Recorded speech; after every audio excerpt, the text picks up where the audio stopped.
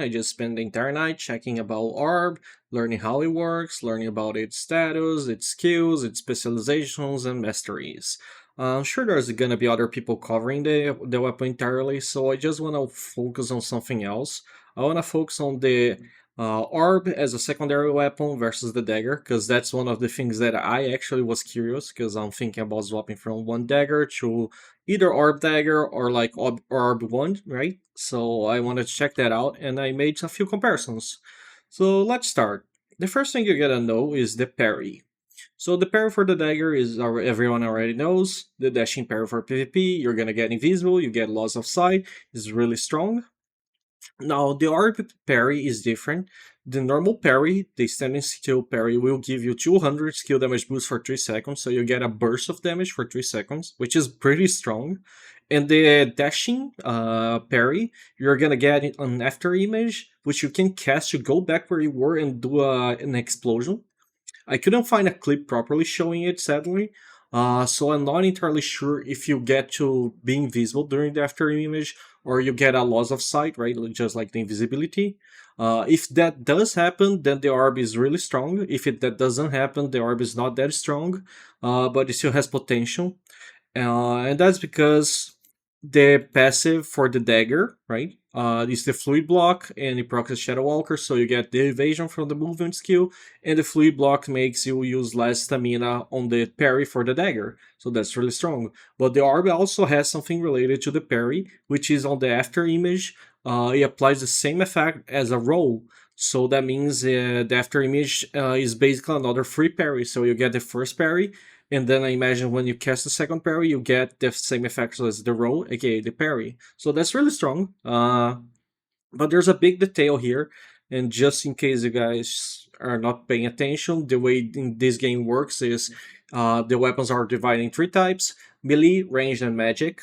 So usually you don't want to pair the same type of weapon because in case, for example, if you pair 2 weapons that are magic, let's say orb and wand, orb and staff, right?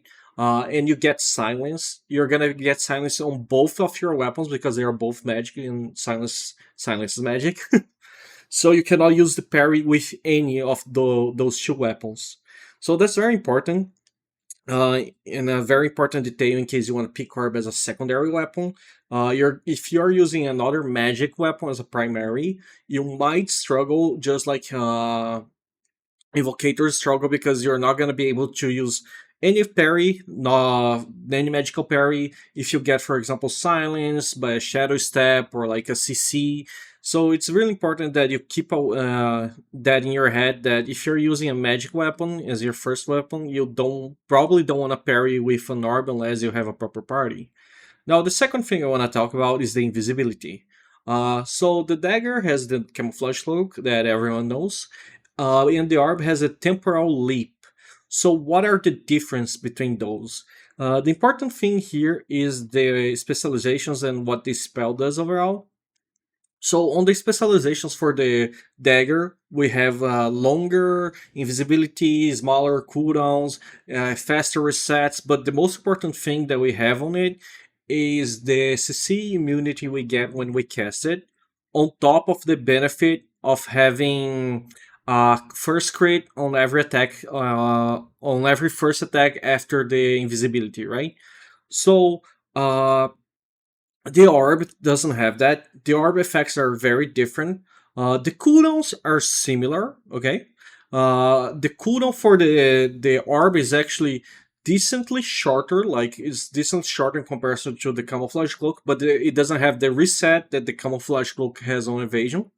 But the benefit of the temporal leap is not only a distance gap that you get when you go invisible, so you get a small dash from it, but also you get the benefit of having all your skills cooldown speed improved by 3 times. That means they are recharging 3 times faster than the normal. So you can use that to rotate like all your skill bar. You use all your skills and then you go invisible, and then you like refresh your skills faster for another rotation. That includes the own temporal leap, the own invisibility skill. So both are really strong. The temporal leap also has the benefit of reducing damage taken if you pick a mastery, and you can transform that into a teleport that you're gonna be teleporting on the orbs, but that's a different skill entirely, and it's not invisibility. Regardless, both are really good. Let's move to the next topic, anti-healing. So Dagger has two really strong anti-healing. Is the knife throw, which you can get a lot of targets, is really fast and it also slows. And the Fatal Sigma, which increases the damage that target take and also removes their healing that they get. So it's two really strong, one AoE anti-heal and one single target anti-heal. The orb, however, only has one anti-heal and it's on a specialization, on a skill that you cannot cast moving. It's a skill shot as well, and it has a charge time to increase range. So it's really not that strong. It's very rough to use it with the orb. I don't really recommend it. So on that point, the dagger is much stronger. Let's move to the next topic. CC chance is more focusing on my case on weaken chance. While Dagger has a lot of weaken chance on the mastery tree mostly, Orb actually has some weaken chance on the mastery tree and has actually a specialization on the mastery tree that gives 200 weaken chance.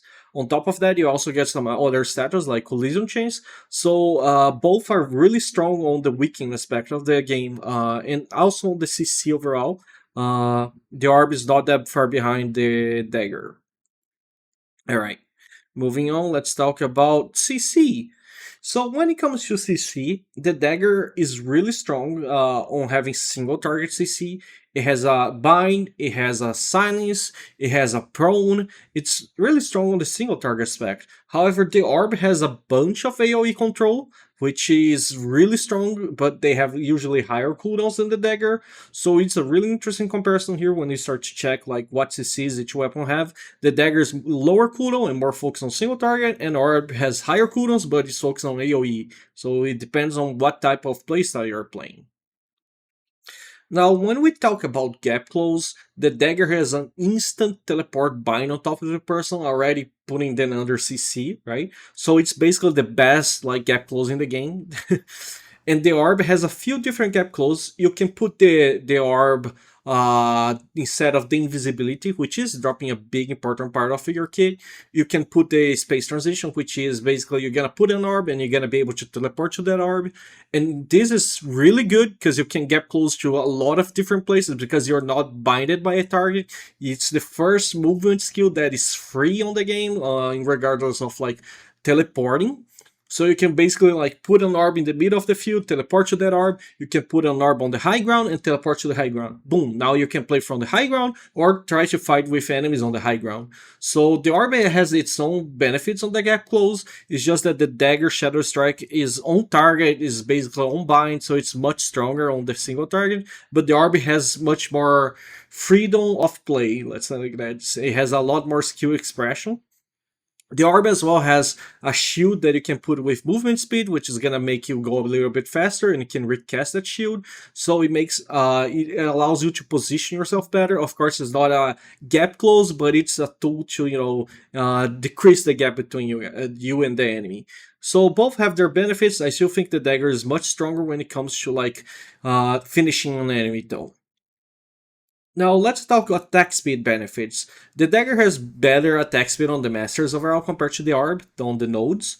However, both have their niche. For example, the dagger you can put attack speed on a master specialization, and on the orb you can do the same thing basically. So with the another master specialization, so they are both very similar. The dagger has a little bit more attack speed than the orb, however.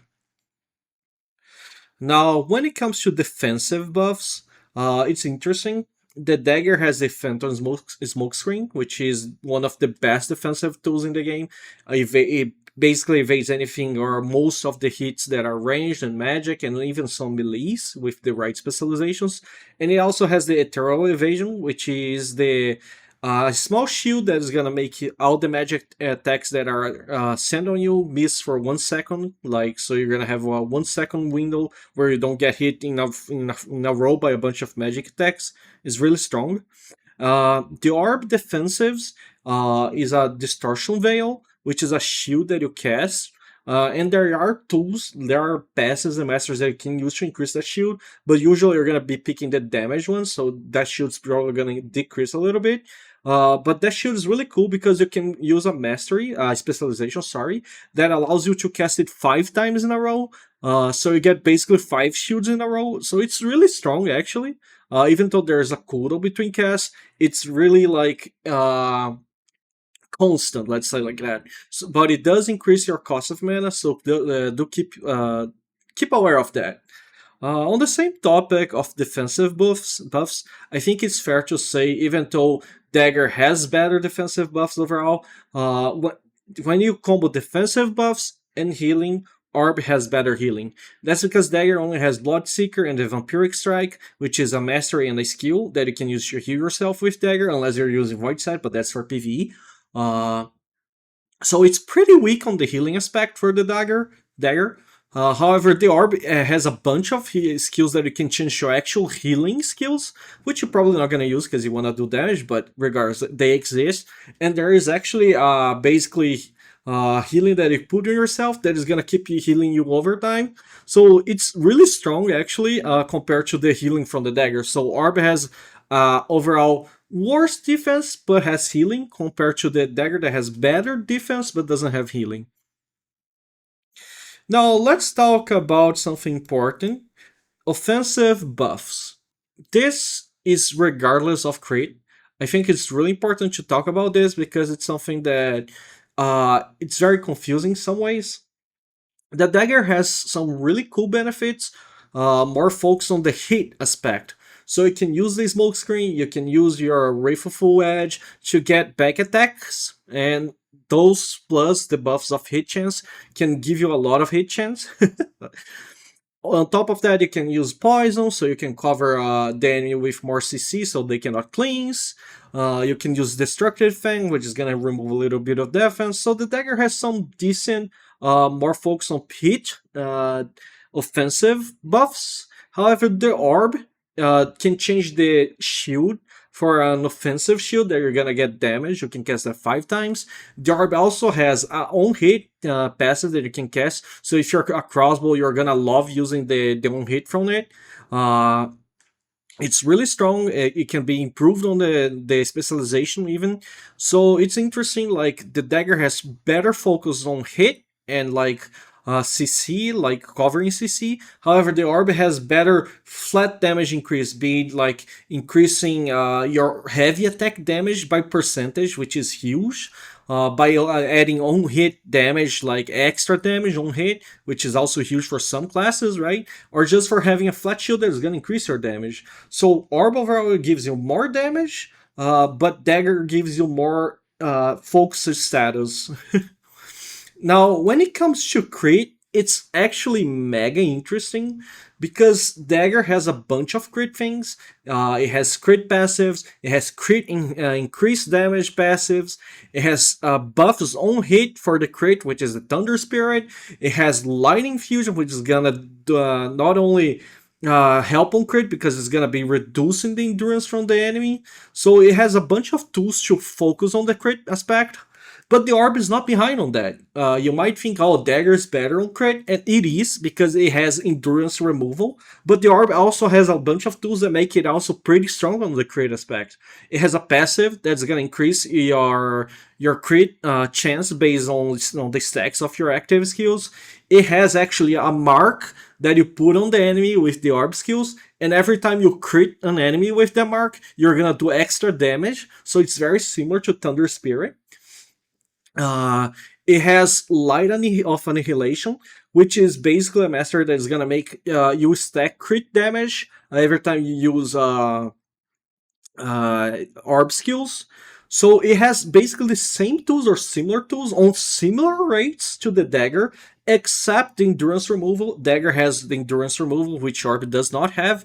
But here's the catch that is really interesting. Orb can also transform the crit passive, which, like I said, is similar to Thunder Spirit, into a heavy Thunder Spirit. So instead of proccing the extra damage with crit, you can actually make it proc with heavy attacks. So that's really cool because it opens opportunity for different party setups and different like party compositions. But on top of that, the big catch is that you can not only do that with heavy or crit, but you can do that for your party. So for example, on Thunder Spirit, on the Dagger, you have to crit to proc it, right? And then you do damage in AoE, and you do a bunch of extra DPS, extra proc of hits.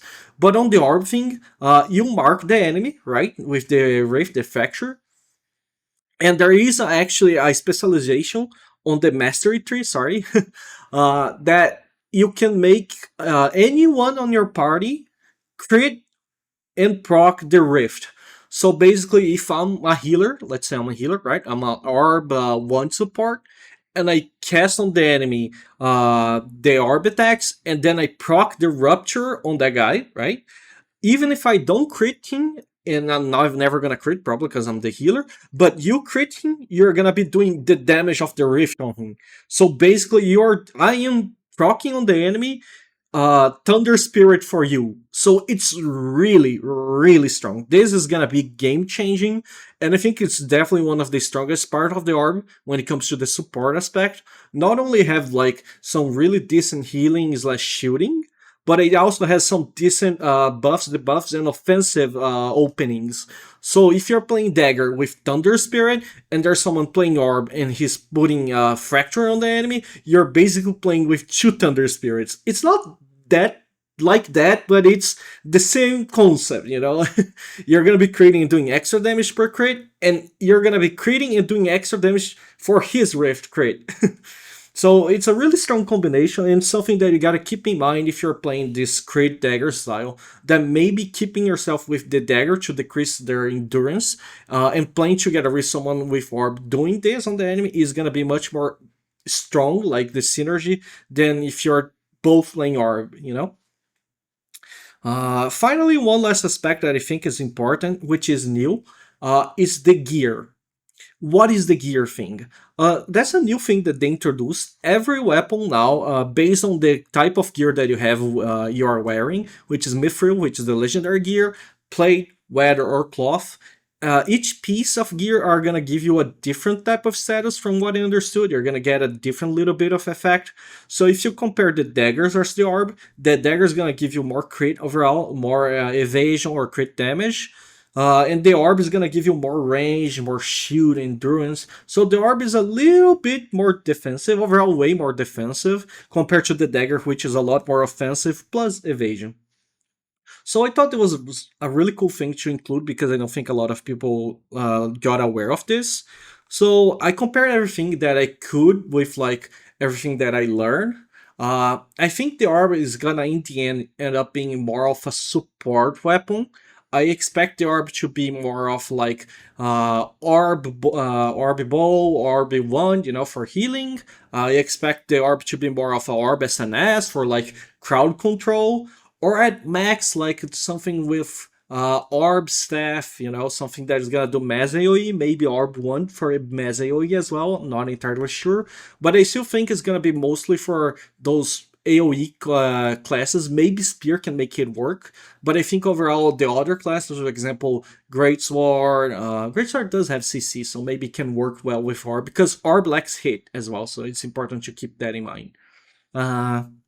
Regardless, I'm just talking too much. Let's break down like which things are better for the dagger and which things are better for the orb.